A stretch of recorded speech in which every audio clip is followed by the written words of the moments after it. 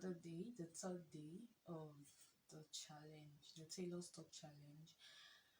And today, I'm supposed to talk about how I got into fashion. For me, fashion designing wasn't something that I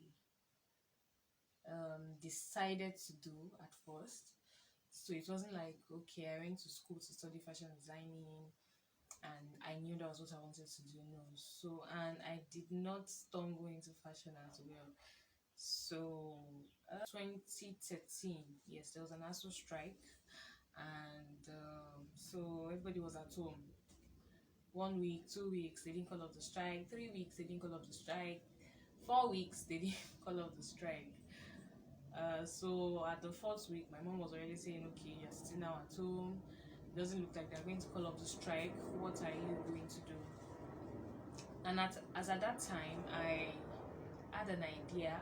I could relax hair. I could weave, just little, I don't know where I learned it from. I think maybe just from going to the hairdresser's shop, and most times when I just look at things, I can pick.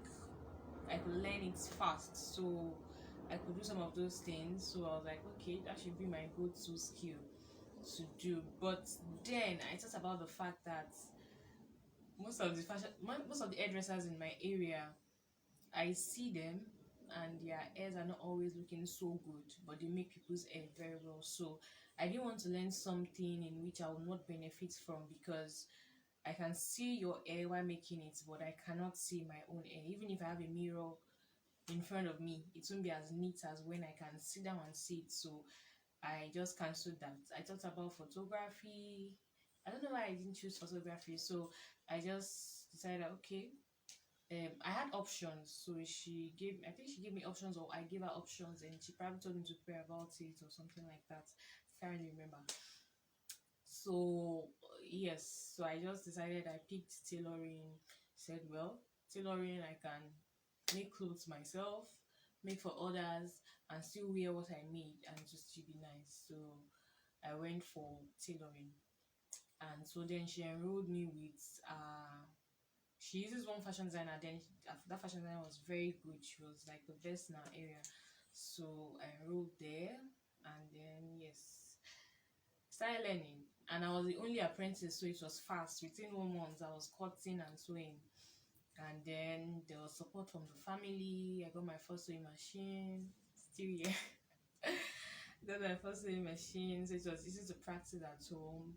And yes, I was sewing. Then the strike went on for 6 months actually, so there was enough time to learn. And so after the 6 months, I went back to school. So anytime we have holidays, short holidays, I'll come back to learn. And so it went on like that until one time when I came home and they told me my oga don marry you. And she went to Abeokuta, and Abeokuta was very far from where I was. So I had to I had to keep start learning on my own. So I enrolled for online classes. And at that time, I think I already had passion for it. So I enrolled for online classes. Um, I joined groups on Facebook, on WhatsApp. So it helped me, and also YouTube videos. So I was learning from there little by little. So it was just few weeks. So, and school was still ongoing. So when I come back home, I learn. When I go back, but however, because it's still on the phone, so I can learn on the go. So eventually, when I finished school, I decided to enroll more. So I think I saw someone on Facebook who was saying she could teach someone, so she was close to my area. I went there, but the place was a bit far, so I only went there for like 2 weekends.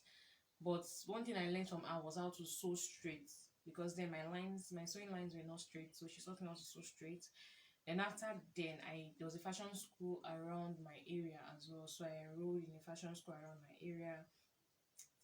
After 1 month of staying in that fashion school around my area, I realized the owner of the fashion school was planning for our wedding.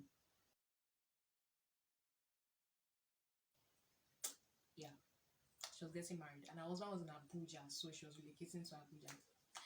So she got married, long story short. Second of that, I got married. And then she relocated, but she employed a stylist to stay there. So the stylist was not so good with female wears. She was only doing male wears. And then she was not really all that. So as at that time, I decided to look for employment. So I was working with someone. Then I just spent that. I stopped learning, but I was still learning online. I was getting better. And then I had an idea of pattern drafting. Then so I was drafting, sewing. I was still okay. I could make some outfits and everything. So I went for service. During my service year, I worked with a fashion house as well. So it also helped me. So in place of working with her, I was also helping her train some of her students. So it also helped me. And then I took my sewing machine all to the states I served in.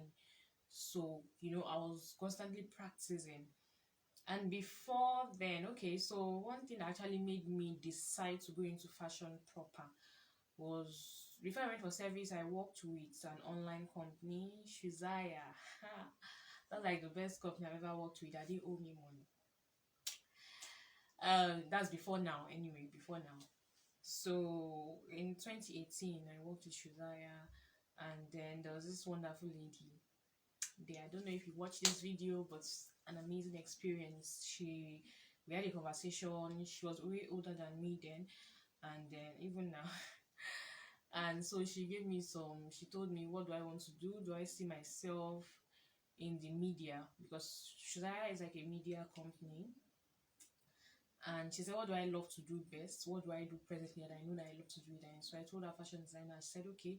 As at then, she was a social media manager. She said it took her years of working in a bank before she now decided to go into social media managing fully. And she regretted not going into it earlier. So it looked like she wasted so many years in the banking industry, and at the end of the day, there was nothing to show for it. At the end of the day, it was not what she loved doing. She was only doing it for survival. And she advised me, she said I was young. She said it's better that yes, I could still do employment jobs, but focus on what you want to do, focus on what you see yourself doing, focus on what makes you happy. And the earlier you get into it, the better you can, the faster you can become, the faster you can achieve success, the faster you can get to the heights that you want to get to. And yes, I took that while I was going on my journey to serve my fatherland.